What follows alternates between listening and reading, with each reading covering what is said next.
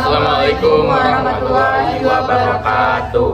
Perkenalkan, kami dari kelompok 10 ingin mempresentasikan pasar faktor produksi. Sebelumnya kami izin perkenalan diri.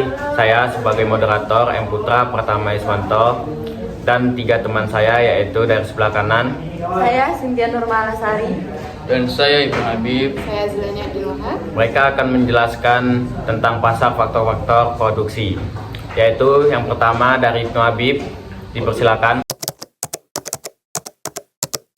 Saya di sini akan menjelaskan tentang faktor-faktor produksi pasar. Nah, untuk faktor produksi adalah yang digunakan untuk memproduksi barang dan jasa.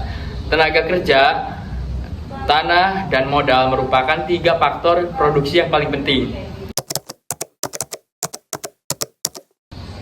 Permintaan tenaga kerja. Tenaga kerja merupakan permintaan turunan yang muncul dari perubahan-perubahan yang menggunakan faktor-faktor untuk memproduksi barang dan jasa.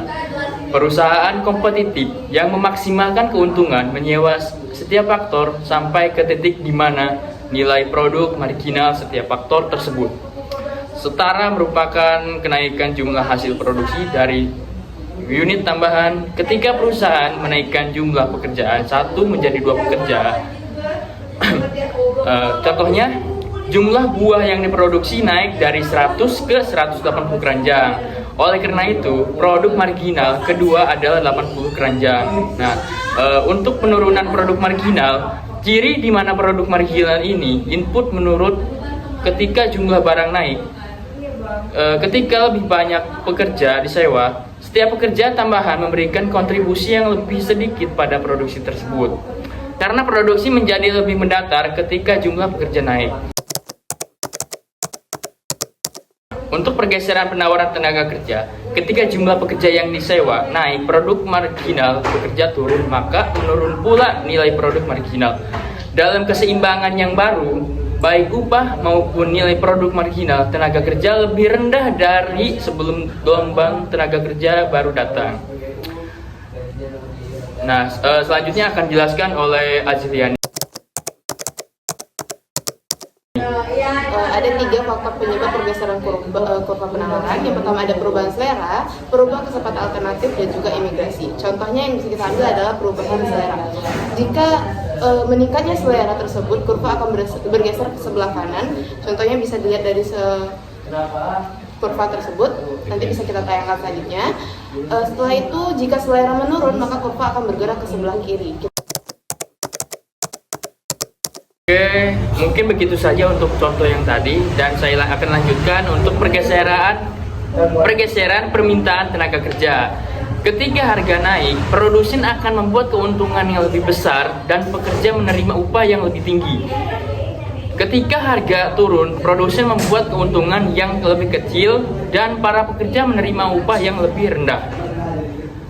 Nah, untuk faktor penyebab pergeseran kurva permintaan akan dijelaskan oleh Azriani. Faktor penyebab pergeseran kurva permintaan itu ada 3. Yang pertama ada harga output, perubahan teknologi, dan juga penawaran faktor lainnya. Ketika harga output naik, maka kurva akan bergeser ke sebelah kanan. Ketika harga turun, kurva akan bergeser ke sebelah kiri. Ketika perubahan teknologi itu naik, maka pergeseran akan bergeser ke sebelah kanan. Dan ketika perubahan teknologi menurun, maka akan bergeser ke sebelah kiri.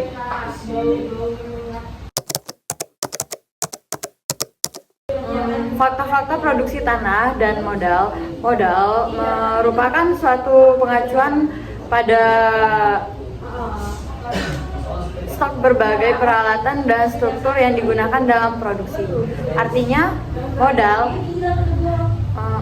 ekonomi mencerminkan akumulasi barang yang dihasilkan di masa lalu yang sedang digunakan pada saat ini untuk memproduksi barang dan jasa yang baru. Terus ada keseimbangan dalam pasar tanah dan modal. Ada 2 jenis harga, yaitu harga pembelian dan harga sewa.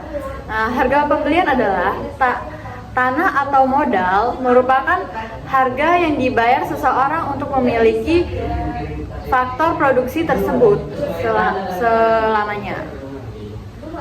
Terus ada harga sewa. Harga sewa merupakan harga yang dibayarkan seseorang untuk menggunakan faktor produksi tersebut untuk jangka waktu terbatas. Oke, saya akan menjelaskan tentang monopsoni yang terhubung dengan faktor-faktor pasar produksi.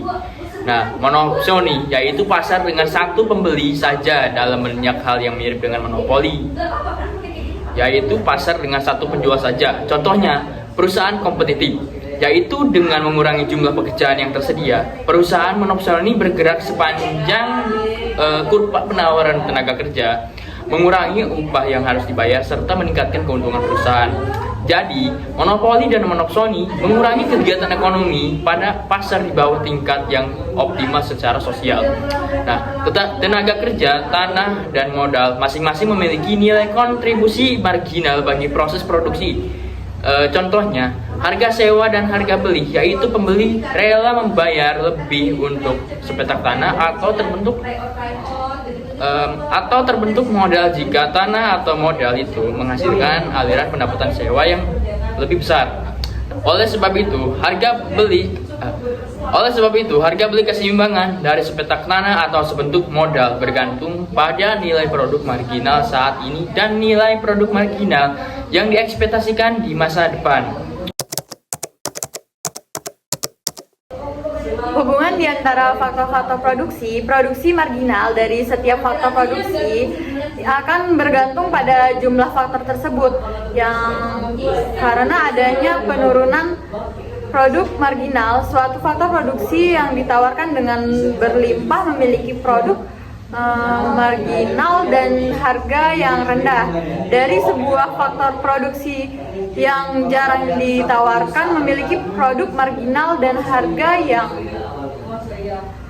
tinggi. Akibatnya, ketika penawaran faktor-faktor produksi turun, keseimbangan harga faktor produksi meningkat.